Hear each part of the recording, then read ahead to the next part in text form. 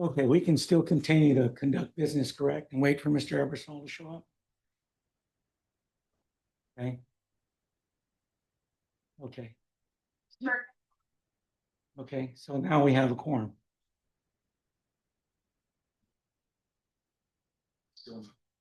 Okay. All right. All right. If it was a special meeting, it was a regular meeting. Okay.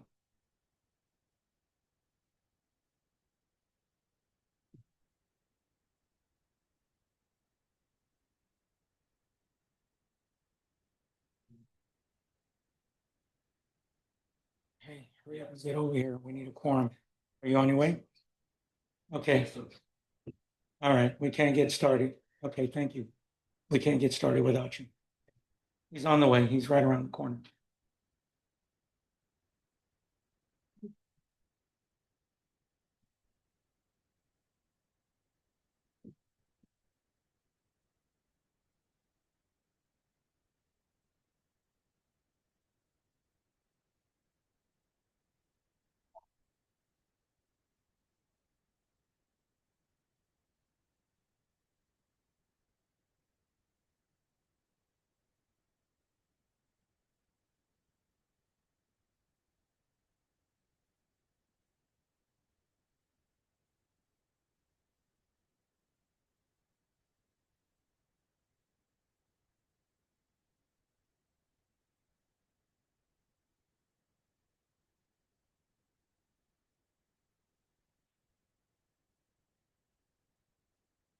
He's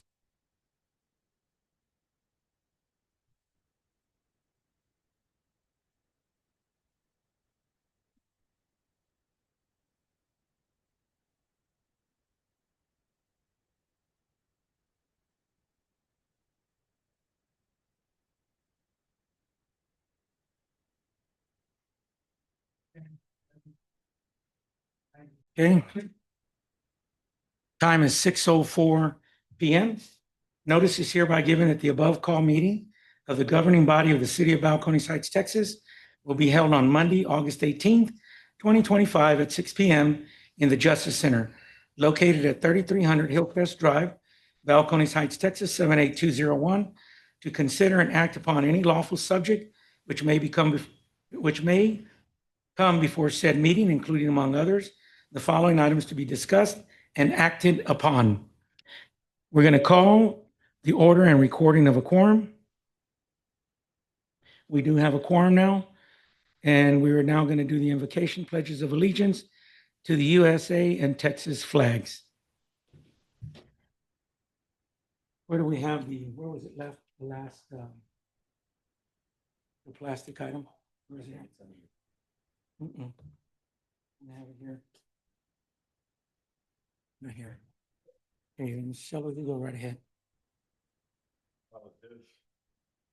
While we're gathered here today, form such respect that will affect the lives of those committed to our charge. Please give us wisdom, understanding, guidance, pledge allegiance To the flag of the United States of America, and with the republic which stands one nation under God, indivisible, with liberty and justice for all. honor the flag, pledge allegiance to thee, Texas, one state under God, one indivisible. Thank you very much. So now we have the public comment period. And so for sake of always before we become and start a meeting, I will read the decorum required in the disruptive behavior, including shouting or derogatory statements or comments made, be ruled out of order by the presiding officer, which is me.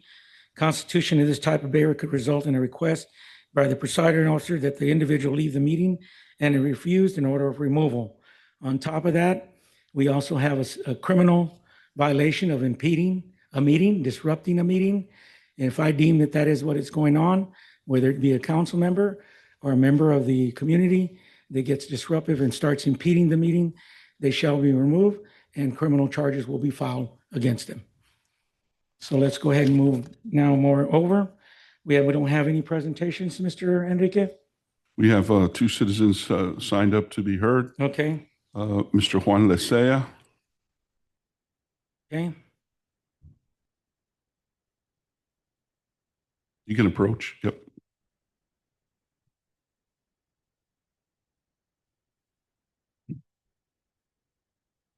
Good evening, members of the community. I'm sure everybody recognized the way the mayor opened the meeting.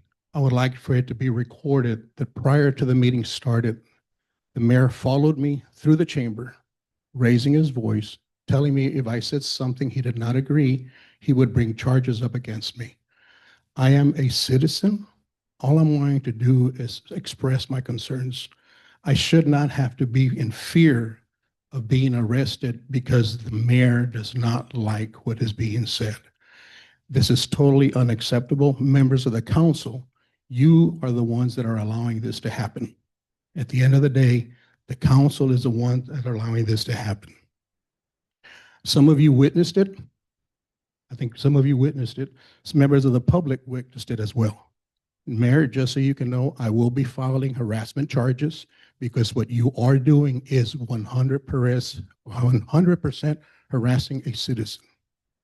In regards to the budget, I think little information was given on a position that was not newly created, but newly hired, the police chief. Now, I'm extremely concerned now hearing that there is a assistant chief police that's going to be added to that. Would any one of you be able to comment on that, if that is the case, that a assistant police chief is possibly coming in? excuse me, you're out of order, Mr. Sellers. You need to ask the chair to recognize. Plus, you're not allowed to converse or respond to your citizens to be heard under the Open Meetings Act requirement that does not give you the ability to do that. So please refrain from any comments to not get the city in any problems with the Open Meetings Act. Okay. Anyway, if that's the case, then I would like to totally acknowledge 100% the job that Chief Jahanaro was doing, because he was able to fulfill his duties without the need of an assistant. So just pay attention to what you're doing. Pay attention to what's happening. It seems to be that there's very little accountability going on. Looking at things from my side of the fence going over. And again, Mayor, I do not appreciate you harassing me and forcing me, threatening me to have me arrested, because I speak my mind and work at representing the citizens. Thank you, members of the council. Thank you, sir, very much. Mr. Lamar Gilliam.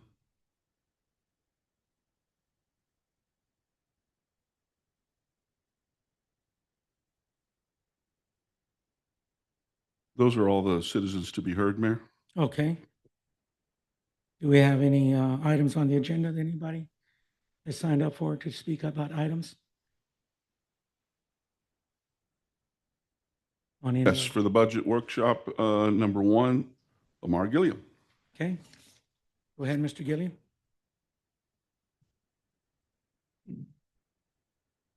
I'd like to thank you for hearing me tonight.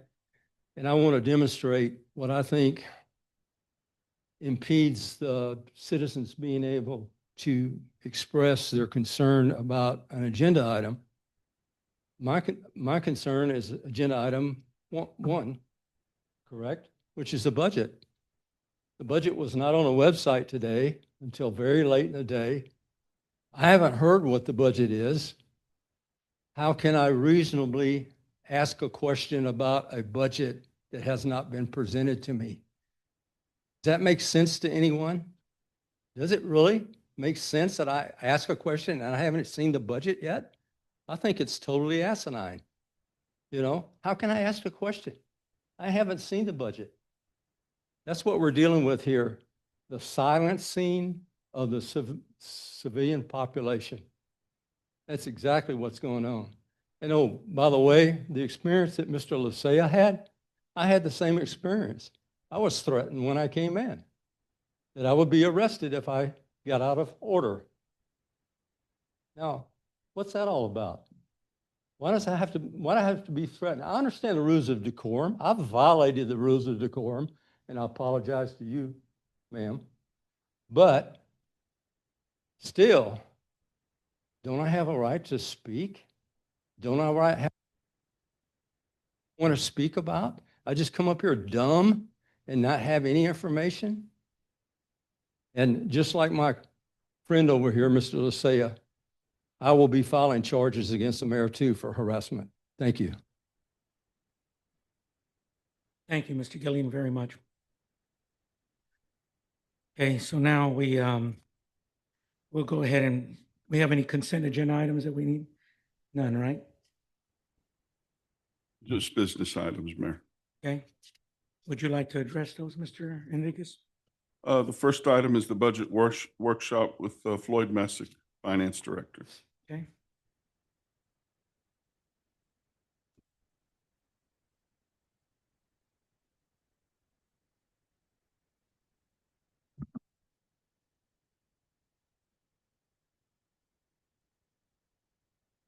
You have the slides, Ms.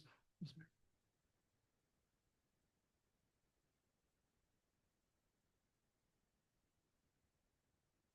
Well, good evening, Mayor and Council. Welcome to our budget workshop. Tonight's focus on the tax portion, which we should have done last time, but they had a little problem with their form, and so it's been carried over to tonight. So tonight we'll have just a few slides. We'll have a little bit of a recap on what's going on in your general fund, because that does pertain to the tax rate, and then we'll have a few slides for that. Afterwards, we're going to have to take a roll call vote, a recorded or record vote on what we intend to do with the tax rate. So that's business item number 2, and that'll flow. This will flow into that. Okay, so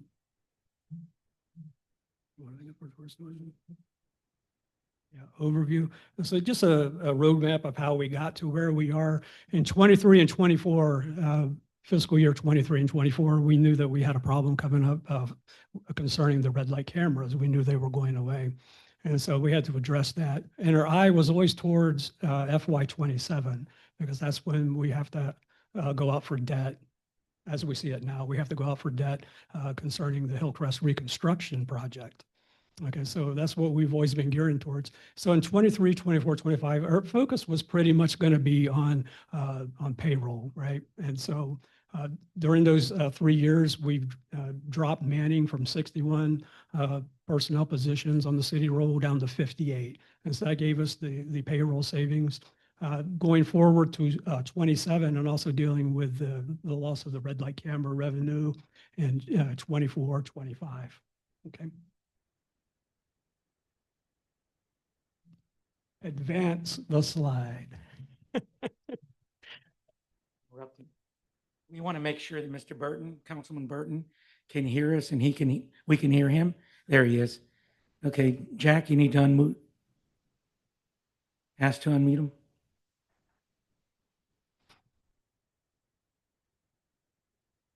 Let me see if I can tell him.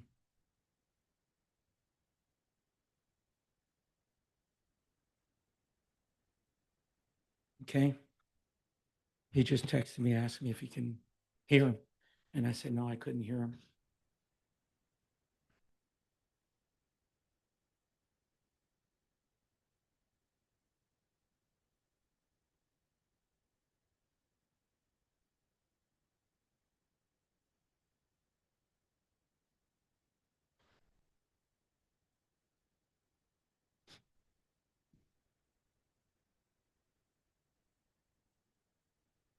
Mm-hmm.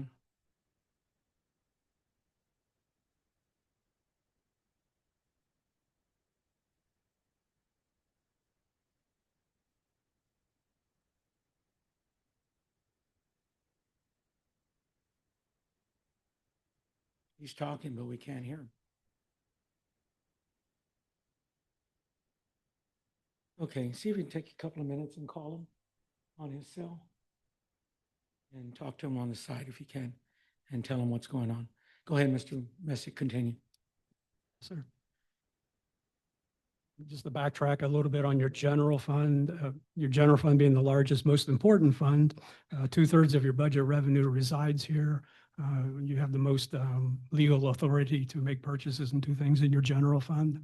Of course, the general fund is balanced to zero, $5.759 million of revenue and 5759 of expenses as well. Currently, we are running a fund balance reserve of 3 months, and that's by policy. And so at the end of the year, we'll add up all the revenues and expenses, and then we'll kind of see what's left over and sweep everything but 3 months into the capital fund.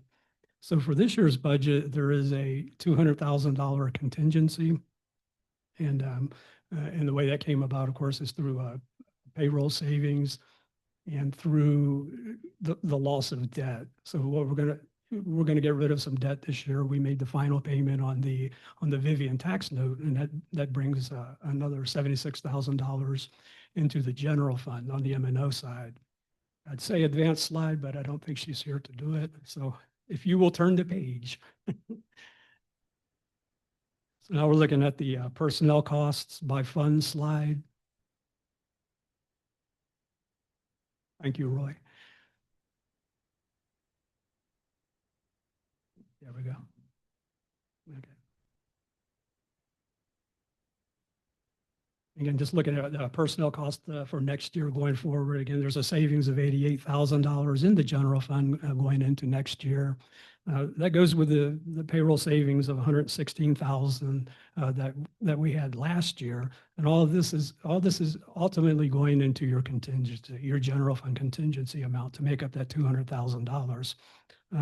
What we know about the budget so far is hasn't changed from last slides.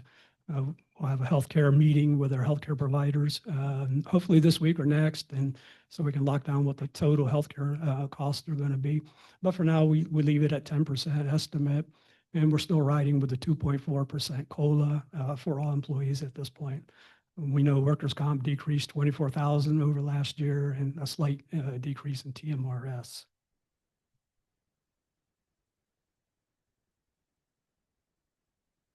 Okay, so this is what we're aiming for in FY27, is that certificate of obligation for the Hillcrest Drive reconstruction project. In 2026, at some point, as it stands now, unless MPO pushes it back, we'll be going out for a bond of $4 to $5 million. And so we would receive those funds in FY26, but the first payment for it wouldn't be until FY 2027. Oh, I'm sorry, go back. Unadvanced, let's lie. Okay, so FY25, obviously, we've made the last Vivian Street project payment for that bond. So that's $74,000 that went into your contingency for 26. Next year, we will pay off the fire truck, and that's another $116,000. So you see, we're trying to walk that contingency amount up to that $321,000 to that $400,000 price range, right? Because we know that that's what we're going to have to start paying in FY27. So $200,000 in contingency this year. Hopefully, if all things remain the same, we can add $116,000 to it, and getting pretty close to that amount that we need for a minimum payment on a $4 million bond. And so it could be $4 million, $5 million, depending really on what MPO and TxDOT come up with the final price. But so for this, $321,000 would be the minimum payment for a $400,000 bond. So that way, when we get to FY27, we don't have to scramble around and find $400,000 to pay for this. Real fast on your general revenues, of course, they equal the expense side. It's $5.759 million. What we want to focus on tonight, though, is that property tax portion of it down on the bottom. That's been segregated out.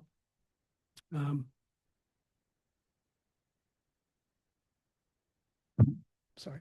So property tax rate for FY26, the amount of revenue increase is 2.4% over FY25. And we are maintaining the same tax rate as last year, which is 0.604. And I'll just go ahead and talk ahead. So what we're going to find out later in our property evaluations is that our property valuations actually went down, and yet we still managed to get more money into the general fund. And so I'll explain that in a little bit.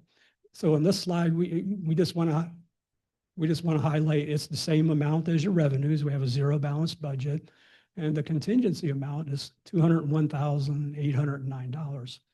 Okay, so that's savings. Okay, that's a rainy day fund. And the way we get that is I add up my revenues. I got $5.759 million. I added up my expenses, and I only had $5.5 million. So we had a surplus. So to make it a zero balance budget, we take that extra money, we call it a contingency, put it as an expense. So that way we can show zero as far as the difference between revenues and expenses. But that's a rainy day fund. It compounds. Okay. So all things being the same, no changes anywhere, that will roll over into next year as well. But that doesn't mean you can't use it this year. If you say, do we have 200,000 for a parks project? Yeah, you do, right there in the general fund. It'll be used this year, but it will still carry over as a contingency into next year as well. And stop me if you have any questions. So.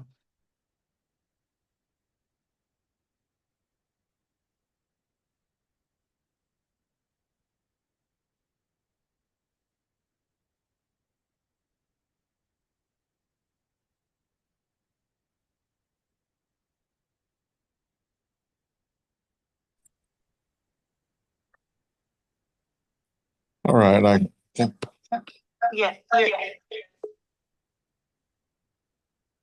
good. Mr. Burton, you can hear us now? I can hear you now.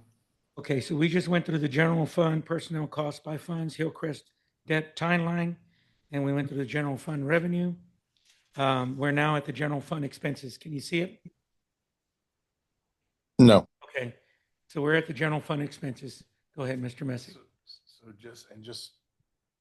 just so we're clear, when you're appearing by video conference to count as present and participate and vote and everything like that, you've generally got to be visible to the public and be able to see the public as well. They need to see you and you need to be able to see them. Okay, So if we're not able to do that for technology reasons, that's okay. He'll technically be absent for purposes of, voting and whatnot, to be here. Like, it won't be as though he's here in person, but he can still be a participant in the sense that if you want to call on him to ask questions or if he wants. Councilman Hernandez, go ahead. He is visible, but not. It's just how they've interpreted those rules. The public, because he could have like his sound off, but you could still see him like make a face or something indicating how he feels about something. So that in order to appear by video conference and have it count like though you're here in person, the public has to be able to see you and you have to be able to see them as well. So it's got to be a two-way video and Okay. comms. And We just saw him right now. Why can't we see him? when Mr. Burton, can you talk? Yes, I can see both. I can see you and I can see Right Austin there. and my face is present.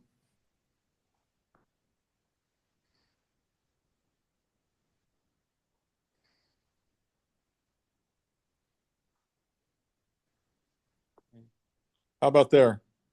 Can you minimize the slides so that, if you could even put them on like 3/4 of the screen. Yeah.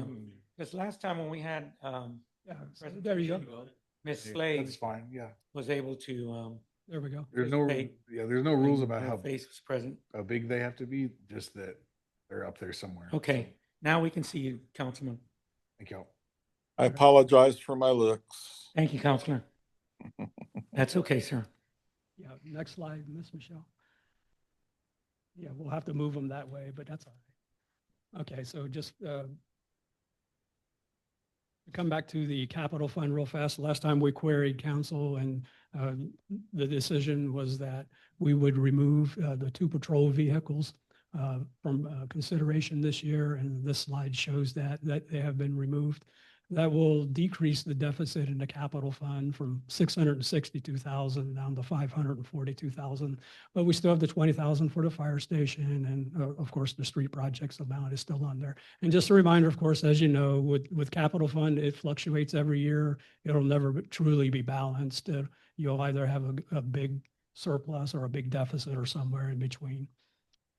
Next slide. And finally, your total budget deficit. It's gone down a little bit, obviously, because the capital fund went down. So we went down from 948,000 to 828,000. Again, the capital fund last couple of years had a good surplus. This year it's a deficit. Next year, hopefully it'll be a surplus. But your Economic Development Corporation is always going to be that $400,000 deficit until we start seeing partnership dividends come in again. Okay. All right, that's it for the recap. So now we go into the tax rate portion of the presentation, just a few slides here as well. We start with our basic definitions. Okay. The first thing we're going to talk about is our taxable value. What does the tax assessor collector in the county appraise the city at? And that's going to be our big value that we work with to help figure out the tax rate and whatnot. There's two parts to the tax rate. There's a debt portion and an operations portion. The debt portion is going to go obviously into the debt service fund. That's also called INS, or interest and sinking. It's used to pay off taxpayer back debt. Now that doesn't include WOTA, so WOTA debt is not included in your INS. You add that to your maintenance and operations or your M&O portion. That's the amount that goes into your general fund. And those two rates combined make up your total tax rate. Your proposed tax rate for next year is 0.604. And again, it's just the INS portion plus the M&O portion. The county has a few definitions that we have to throw out. One of them is the no new revenue rate. And that is a theoretical rate that gives you about the same revenue as you made last year. Typically, that's going to be considered the floor, but not all the times. And this year is one of those examples. But the one you really have to worry about is your voter approval rate. That is your hard ceiling. If you go beyond that, it automatically triggers a voter approval vote that you have to take. Your current rate is simply the rate we're operating under this year, and it's the same as we're proposing. It's 0.604 for $100 of valuation. We also include average home. These are on our products that are sent out. It gives the market value, less exemptions, and it's used so that the taxpayer can look at it and kind of get an idea of what their tax bill is going to be for a theoretical home. Let's go to historical values a little bit. See, before COVID, they were starting to, they were still on the upswing, and then COVID hit and they dropped drastically in 2021. And the market rebounded rather quickly and sharply after that. So 22 and 23, you see a good spike in what the city was valued at.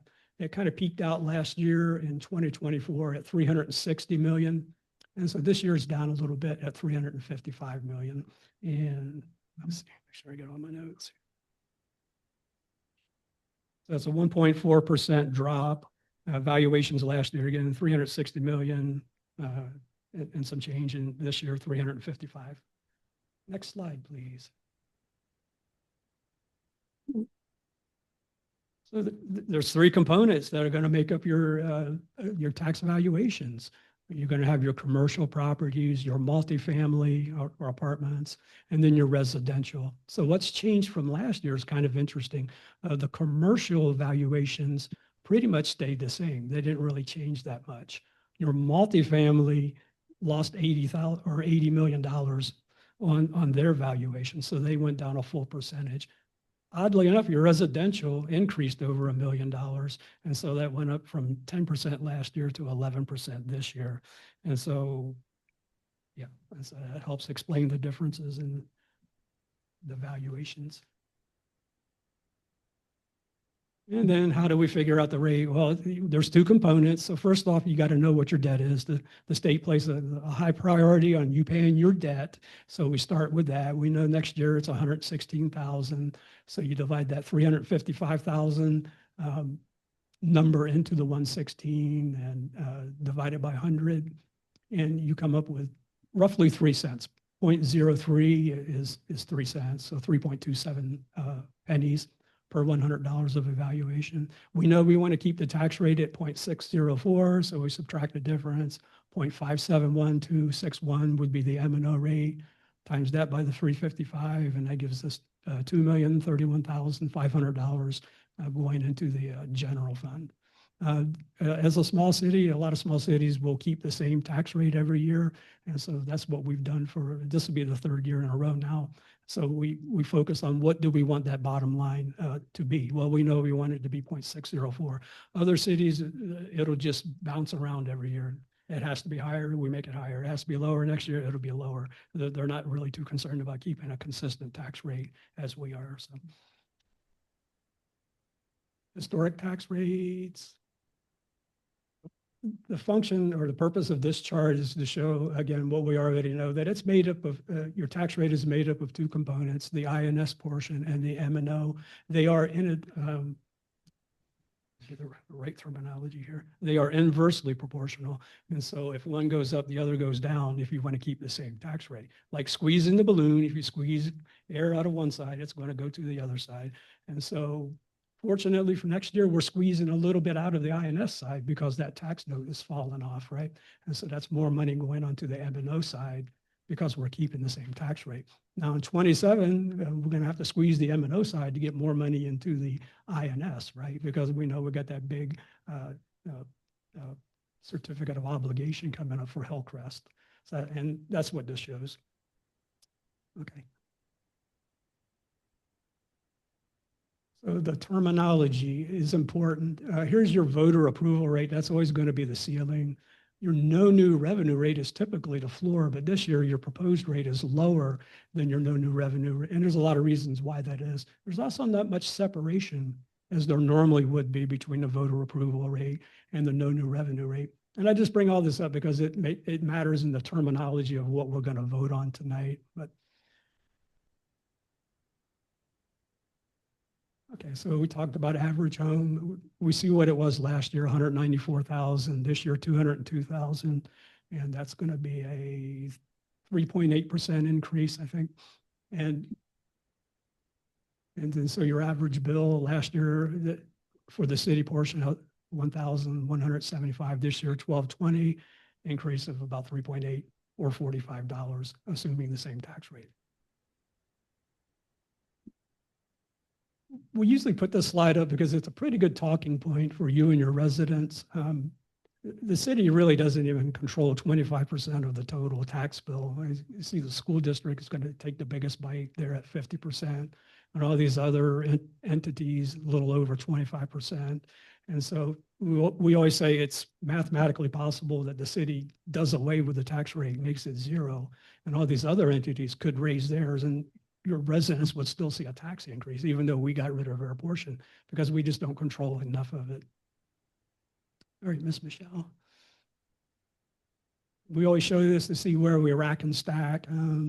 We got a firm hold on the number 2 poll spot there, or I guess that's good or bad, however you want to look at it. But yeah, so Somerset still the highest. We're a little bit over Kirby, and you can see how the other cities rack and stack there. And this is an indication of a couple of things. Number one, we know we have aging infrastructure. Our business sector is getting older, the housing area as well. But also the amount of services that the city provides. We're very rare as far as small cities go that we have our own dispatch and fire department. And of course, with the volume of traffic that we have going through our city, we have a rather large police department as well. And so that's what we're reflecting here. We'll get back to this because it matters what we're about to go into next. Because our proposed rate is lower than the no new revenue rate. Go to the next slide. So when we get to business item number 2, which is right after this, I would ask that we would make the first proposal that we see there, the motion to approve a proposed tax rate of 0.604. The wording is City Council will take a record vote on the proposed tax rate, and that's because of the order of the slide that we just saw before us. So this is government 26 or government tax code. I believe it's 26. Sorry. Yeah, 26061 subsection B. And so this is what we'll be voting on when we get to number 2. And that's all I have prepared for you. Glad to entertain any questions that you might have. Yes, go right ahead, Mr. Hernandez. Mr. Messick, I'm wondering, do you have any analytics on as far as residential property taxes? I know that people, once they get to a certain age, they get a huge exemption.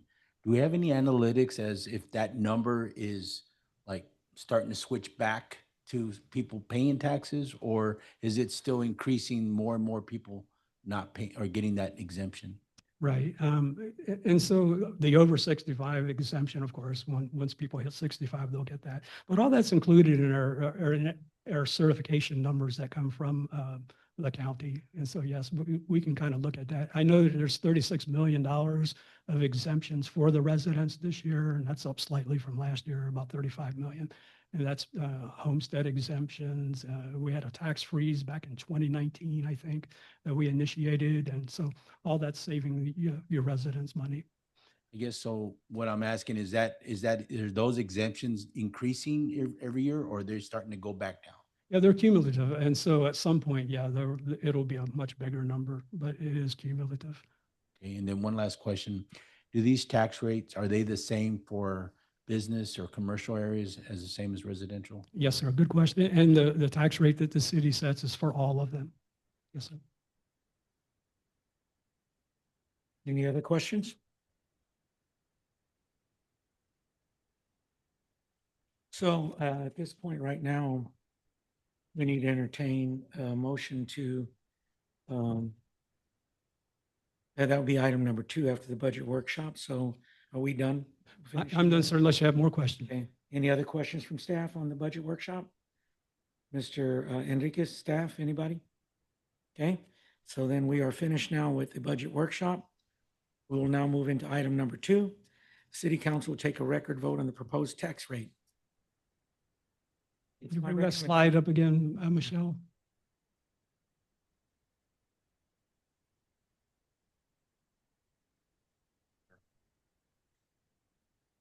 Hold on just a second. Let me get the slide on. Yeah, the slide is up and you can just read it right off the slide, whoever wants to make the motion. Mr. Sellers, you're asking to be recognized? Yes, Okay, you may recognize, sir. make a motion to approve the tax rate Okay. of point. Yeah, turn your mic. 0.604 Sure. Start over and turn your. mic on. 0.604 per 100 property valuation, which is the same tax rate as last year. Okay, Mr. Sellers has made a motion. Do we have a second to his motion? I second. Okay, now let's call for further discussion. Any other discussion on this item? Oh, Mayor, I forgot to add something. For you guys that are new to this is not binding, by the way. So you vote on the final budget on September 22nd, so this can change if you want to move it up or down. This is just a shot across the bow to your residents that this is what we plan to do. Sorry. Yeah, Counselor? I would just add, yeah, just so for those of you that haven't gone through this before, the proposed rate, this is the rate that's going to go out on various notices and things that have to be delivered. You can adopt a lower rate without issue later on. But a lot of cities will use this. You would, if you're thinking at all about a higher rate than this, we would want to list that here now, because adjusting up from here incurs other requirements and things. So you can always come down without any issue. Going up is a whole thing. Thank you for that input. But this can change, as you all get your budget info. You're not adopting this as a final tax rate today. Mr. Messick said this is just. And that's why we put option number 2 up there. Approval rate, or you think that perhaps increase the tax rate later. But I think everybody's set on 0.604, so. Yes, sir. Thank you, Mr. Messick. Thank you, Counselor. Mr. Mayor, Yes. Who's speaking? I am Chad. in favor of keeping the current tax rate. Okay, so we're going to call a roll call for the vote, and we'll formalize your vote. So the vote that has been taken is to move to motion to approve a proposed tax rate of 0.604 per 100 of property valuation is the same tax rate as last year, proposed by Councilman Sellers, second by Councilman Hernandez. And now we've had discussion. Is there any further discussion that needs to take place? Any other questions? Okay, let's go ahead and do the roll call vote. Ms. Weaver, how you vote? How do you vote? Mr. Eversol, what say you? Aye. Mr. Hernandez? Yay. Mr. Sellers? Aye. Mr. Burton? Aye. Okay, so we have 1, 2, 3, 4, 5. Motion carries 5, no nays.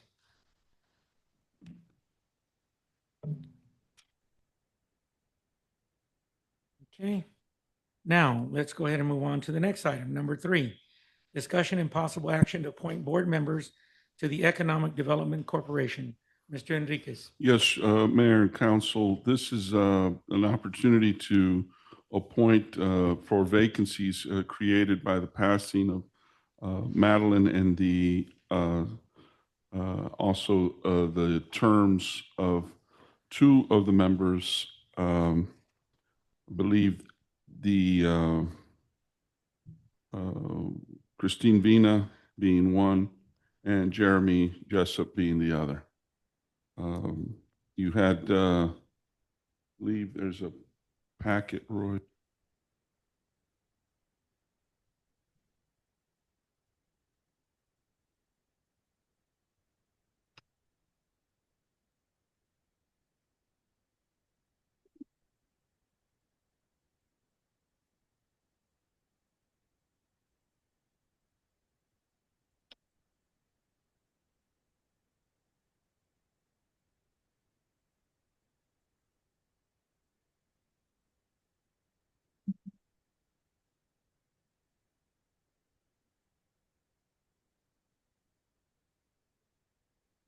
We have a nomination before the council, Mr. Abel M. Peña.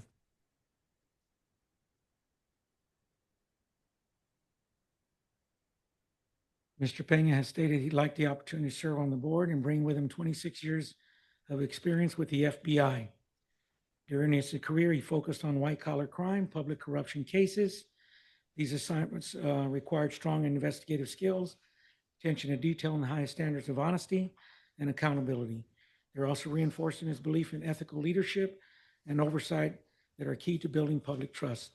He currently serves on the Bexar County Sheriff's Department Citizen Advisory and Action Board, where he helps connect law enforcement and the community, which his experience has shown him the value of transparency, teamwork, and open communication and leadership roles. In addition, he's director of a nonprofit 501c organization that works with city, state agencies to support families of missing persons. The work has given him a deep understanding of advocacy, cooperation between agencies, and the need for responsible leadership in difficult times. He has a bachelor's degree from the University of Texas at San Antonio, which gave him a strong foundation to support his professional careers. He's developed the ability to carefully review complex issues, ask the right questions, and work with different groups to find solutions that are both fair and effective. If chosen to serve, he will bring focus on ethical governance, accountability, and building trust with the public. He believes that boards work best when they encourage open dialogue, set high standards, and stay committed to long-term success. He believes that the overall quality of life in Balcones Heights comes down to keeping our city safe, walkable, and welcoming for everyone. To me, that means making sure public safety is a top priority, that our streets and sidewalks are well cared for, and families have access to parks and green spaces where the community can come together. He also thinks that supporting local businesses is very important for both attracting new ones and helping the small business we already have continue to thrive. At the same time, he believes housing should remain affordable and accessible, especially for working families and seniors who want to stay here. Looking towards the future, he sees the need to balance new growth and development with protecting the character and values that make Balcones Heights neat. He's an Air Force veteran, retired FBI supervisory special agent with over 26 years of experience in all forms of investigative experience. There's much more here, but he's been all over the world and has a tremendous amount of assets as a former FBI agent, a special agent. So, Counsel, how do you feel? I have a question.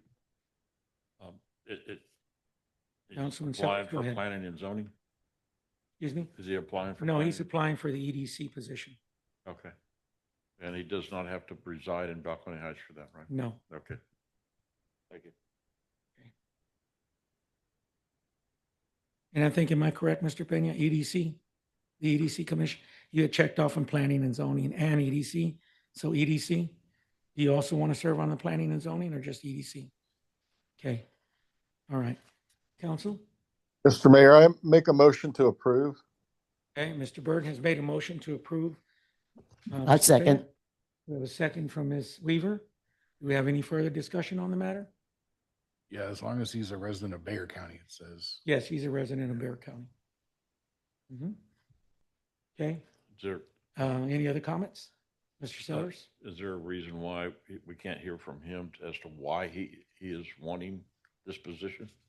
Sir, we're just looking at the applications that were submitted to us. Okay. Well, I Okay. mean, we heard from the So, previous administrators. They got it one by one. I thought that he would be considerate and get up and explain why he, okay. Thank you very much for your comments. yeah. Any other Okay, comment? sure. Okay, we'll go ahead and take a roll call. Ms. Weaver? Aye. Mr. Eversole? Aye. Mr. Hernandez? Yay. Mr. Sellers? Nay. Mr. Burden? Yay. Okay, thank you. The motion carries 4 with 1 nay.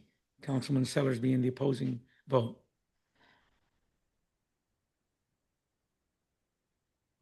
Mayor, at this point, we also have on the agenda appointment to the to the Planning and Zoning Commission.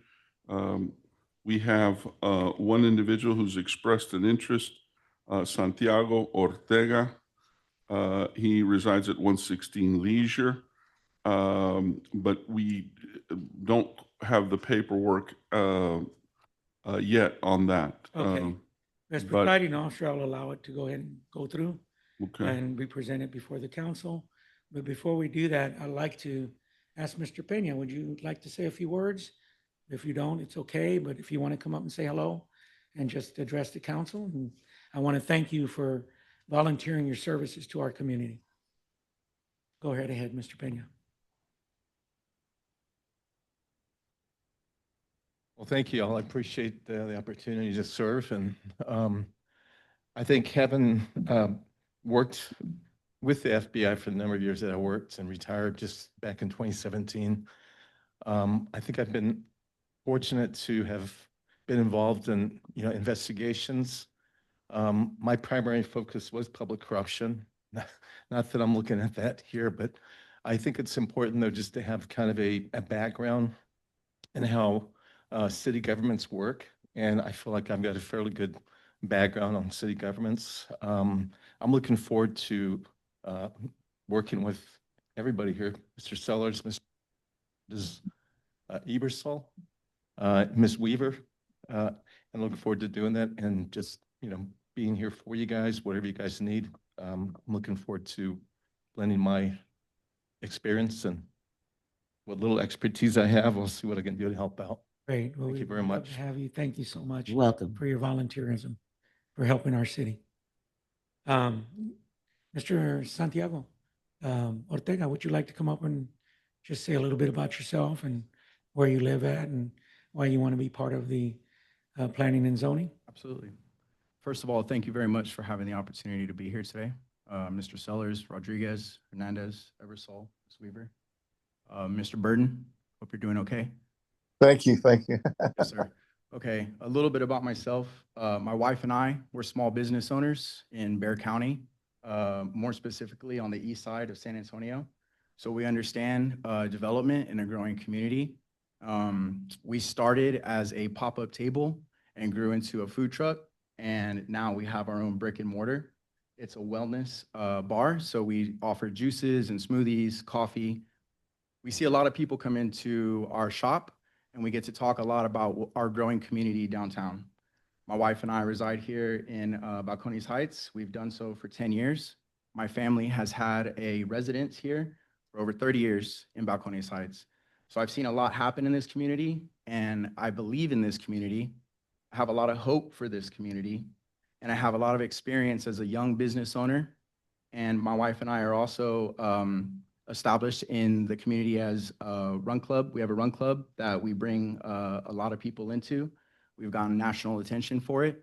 And so we like to believe that we have a lot of experience in community building, which I believe is very important, especially for Balcones Heights. Going forward, I believe that I have a lot of expertise, not just in forming my own small business, but I have a lot of relationships and connections with other small businesses who understand that I live in Balcones Heights and have not only expressed interest in bringing their businesses here, but who have a lot of questions about what it would be like to open their business here in this community. I would like to see this community grow, and I believe that this is a special opportunity for myself to also understand the politics of our city and to see how it's done. I know that it gets a little bit tense at times, but I do believe that our community is set for growth and revitalization. And I've seen, I've enjoyed many years going to Wonderland Mall and, being a part of that movie theater. And I heard a lot about what my peers thought about when it closed and how much they enjoyed coming there. And I would like to see more come to our city and more opportunity for new families, young corporate people who are coming to our city, getting established jobs that can bring more in tax revenue to our city and to bring the right businesses to attract more people to our community. I like to see it be more walkable and more livable. And as a resident, I would like to also walk and live within my community here and be able to not have to get in my car and go to a coffee shop or a small coffee shop or a small wine bar or a small artisan food establishment to enjoy it. I would rather do those things here and put our money back into our city. And I would like to see more people do that for our community as well.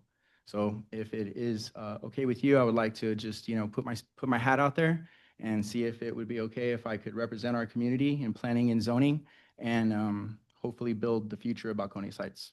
Great. Thank you. Thank you. That's excellent. And I'd also like to add in, I had the pleasure, and I've known you since you've been a little toddler running around, and I was honored and blessed to work alongside your father when he was one of our council members back in 1993. And he served us very well at that time. Yeah.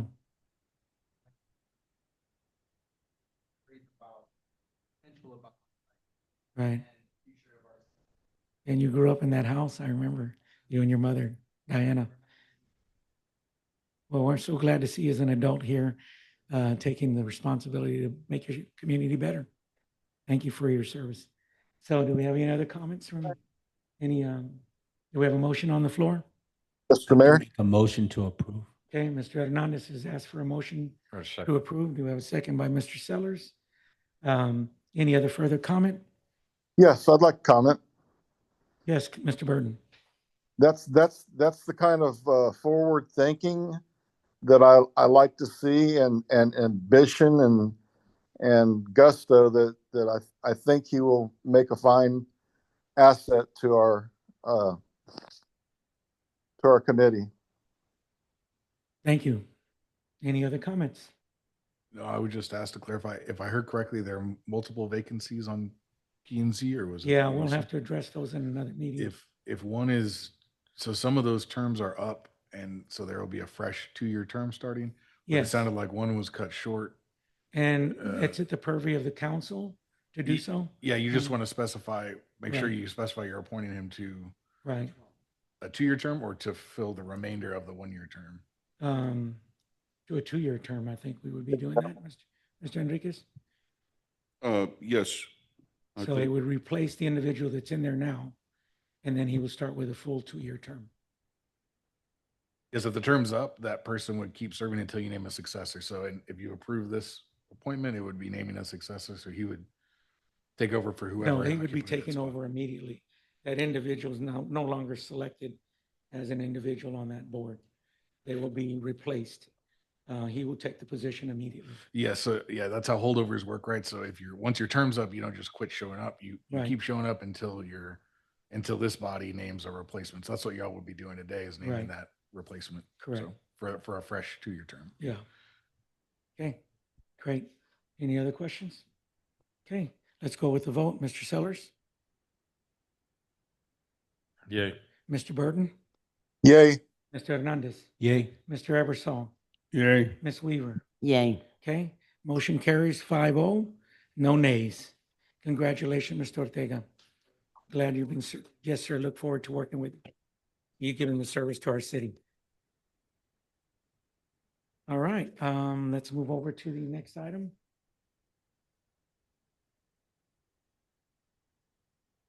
There's the nominees.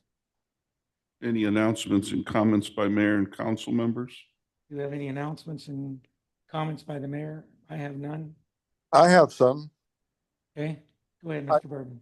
I would like to thank the mayor and Jimmy Hernandez, but most of all, Stella and Richard, is it Martinez? For their back to school drive that they did for the city of Balcones Heights. They went above and beyond what was expected, and it was a great turnout. Good deal, Mr. Burton. Glad you brought that up. It really was. Turned out very, very well. They had a line all the way, remember, Mr. Burton? I think Mr. Hernandez saw it, all the way back to about 2 blocks back, full of people just wanting to come in. And so Mr. Hernandez graciously volunteered. Roy from our staff volunteered, and we have pictures where we were hanging out backpacks and things like that. And if I could make a suggestion to maybe get Miss Stella and her husband a proclamation. Okay, would you like to see that in the number 7 items to be placed on future city council agenda? Sure. So noted. Staff will make a note of that. Mr. Burton would like to have that on the next council meeting. And I'd just like to announce that I participated in the City Public Service Utility hearing that they had for suburban mayors and cities was very beneficial, asking us how their energy efficient program where they call and ask people to participate in a contest of keeping your thermostats down. And I have to say I was 52nd out of the 100 in the city. So that was good. And that's a good little program. So they're keeping us abreast what they're doing to try to reduce energy costs in the city. So I participated that last week. And then this last Friday, I was at the San Antonio Metro Chamber of Commerce meeting Friday over at a hotel at Landmark. And there they had all the mayors from all suburban cities, and they were honoring all the mayors, and we all each got a chance to showcase our city. And I was able to make a presentation on some of the transformational changes that we're making in our city for the good of our city, and discuss some of the things that we're working on regarding WODA. And so it was all good. It really was nice. And that turned out very well. One more other thing, we had a meeting with the Bexar County District Clerk and the County Clerk. They would like to move some offices over to our WODA building. We're in discussion right now on the potential of some possible kiosk being placed so that citizens will have access to do permits, pay bills, things like that from that kiosk at WODA. And they'll have access to that. And we will make it more accessible so they can do their district clerk filings for land records and notary public, things like that. They're going to pay rent wherever they choose to decide to locate. So I think that's going to be a good thing for us. And go ahead, the veterans event that we had. Yeah, go ahead. I'm done. Thank you, Mr. Hernandez. Thank you, Mr. Mayor. I just want to say real quick for the citizens that are here and maybe those that are going to watch the broadcast, we use a lot of acronyms, and a lot of people have asked me, what is WODA? That stands for Wonderland of the Americas, so the mall across the street. But I do have an announcement. I didn't think of it till ahead, just sir. a moment ago. We have a new Balcones Heights Business Park that just got their certificate of completion about 2 weeks ago. And they're on the other side of I-10. I'm going to say directly across from the Dave and Buster's. So exact opposite side. And it's a really nice business park. And I'd like to make a suggestion to Ms. Marin, who works with the public. Maybe we can highlight them on one of the upcoming newsletters. Okay, good. And then, I moved my personal business, my office to there. So my business now will also be located in Balcones Heights. So I'm waiting for my fire inspection, and then I'll get my Oh, wow. my COO. So I'm Where's excited that? about that. Where's it at? At the Balcones Heights Business Park. Oh, wow. Yep. That is nice. So anyway. That's great. Well, that's good. And so we got a lot of things that are moving on in the city. We obviously had just hired a very competent, experienced police chief. 36 years of law enforcement experience with San Antonio Police Department. He just retired, lieutenant. He's held every position from internal affairs to undercover. He's excellent, excellent choice for our city. He's going to take it to the next phase. We'll also be having an assistant chief. We'll be having a city secretary for the police department.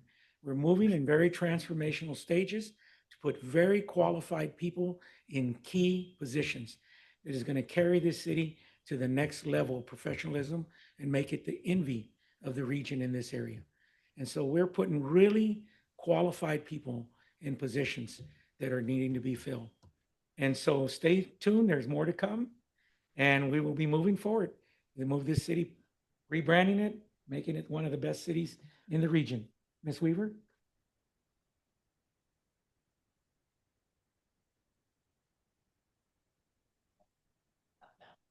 Well, you put your mic on if you can. Does it turn on? Better borrow yours, Tracy. Yeah. Just point yours over to hers so she can, there you go. There you go. Sorry about that, Ms. Weaver. I just really want to address the citizens of Balcones Heights, Yes, ma'am. whoever's watching. We really need to have y'all's input on the things that you need, the things you want to see done, the things you want to have access to. And I'm hoping that we get to see the elderly being helped by the young and helping the young learn from the elderly. So, I mean, put them together and they can make something really, really advantageous for the city. It's going to help us out a lot. Great. Thank you. That's a good point. Mr. Eversole, do you have any comments? Mr. Hernandez, you had something else? I wanted to thank Dr. Enriquez for being the interim city administrator. I almost neglected to recognize him. yeah. His stay is almost completed on the 25th. But since he's been here in the short 90 days, he has accomplished very much. He helped identify the chief of police and also a candidate for the city administrator position. And he really brought to the table this group that did all the analytics and really the forensic audit on the Wonderland of the Americas. And more important than that, they brought to us a lot of great recommendations in this last EDC meeting. So kudos to you, Dr. Enriquez. I really appreciate it. Thank you so much, sir. Excellent, Mr. Hernandez. I'm so glad you brought that up. Mr. Enriquez, I also, you've done a phenomenal job, phenomenal, helping us get that grant as well that we wrote together for the $850,000 senior citizen community center. All those things, you've been instrumental and very valuable to us. We can't thank you enough, sir, for your service. Well, it's easy working for good people like the ones in Balcones Heights. Well, and not throwing anything, but we've been able to make lemonade out of those lemons that we were handed on the Wonderland of the Americas, and we're really turning that thing around for the better of the citizens. And we're going to get us out of that mess. So we were working very hard. Great, thank you. I just want to make sure there's nothing that you wanted to add or anyone had one. I have the proclamation for the Martinez's. Is there anything else that folks wanted to add? Because we do have a meeting on the 25th. Right. Well, And we you- can you can add we later. can continue. Yep. Okay. So we finished with the announcements. And do we have any announcements from City Administrator number 6? What? I have a statement. Okay, go ahead. It's for Mr. Uriki. It's my understanding of the council relations policy that city council members have to confirm the new hire, and we also have to vote on the salaries and benefits. Are you taking that away from the council? I'm sorry. I'm not sure what you're asking me, Councilman Sellers. With the administrator that's possibly coming on board with the chief of police and his assistant that is already hired, are you taking away from the council's decision for new hires and salaries? Yes or no? The answer to that would be no. So the new hire is supposed to go to the city council. And we're supposed to vote on that.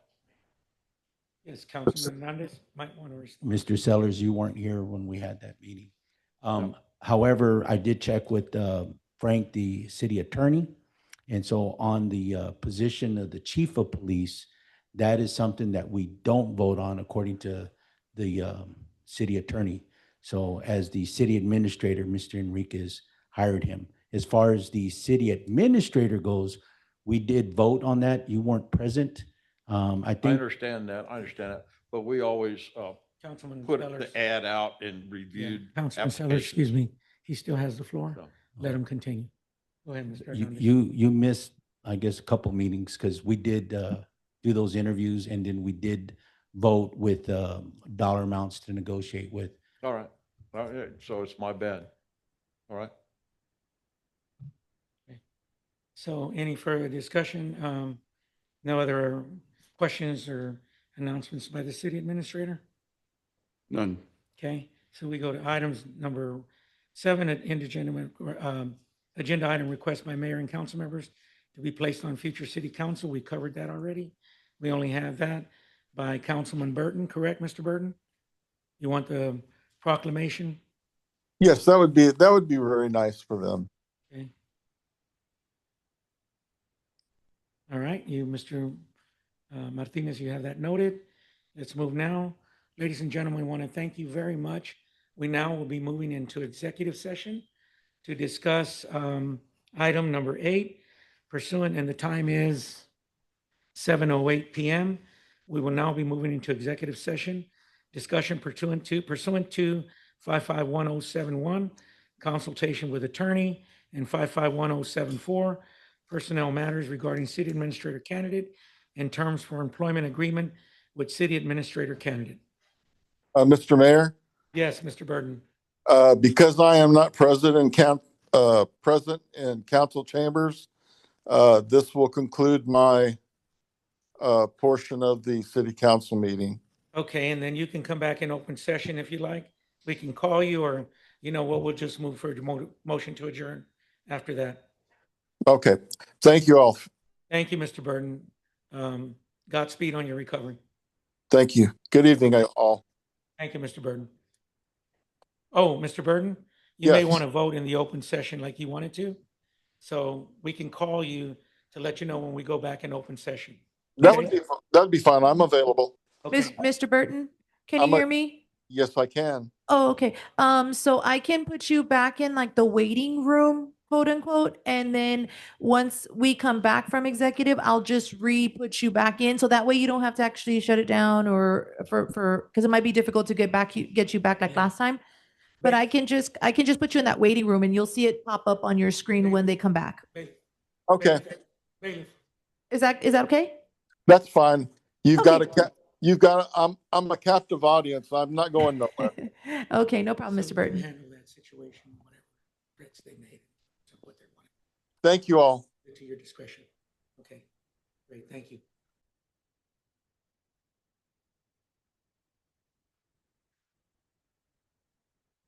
Mr. Burton, can you hear us? Yeah, You'll need to hit that microphone button, Mr. Burton. let me see if I can tell him. There I go. I'm There there. he is. All right, Mr. Burton, we're out of executive session. The time is 7:23 PM. We are now in open session. And we have a motion on the floor that we entertain from any council member. Mayor, I would like to make a motion to ratify and approve the candidate for city administrator, approved as Frank Garza, city attorney, has negotiated Is that for Ms. Maria Hernandez? for Miss Maria Hernandez, yes. Okay, And I second that. we have a second from Ms. Weaver. Yes. Call for any further discussion. Yes, Mayor. Yes, Mr. Burton. Even though I was not privy to the executive session, I have spoke with Frank Garza and know the parameters of the employment, and I can faithfully make an educated vote.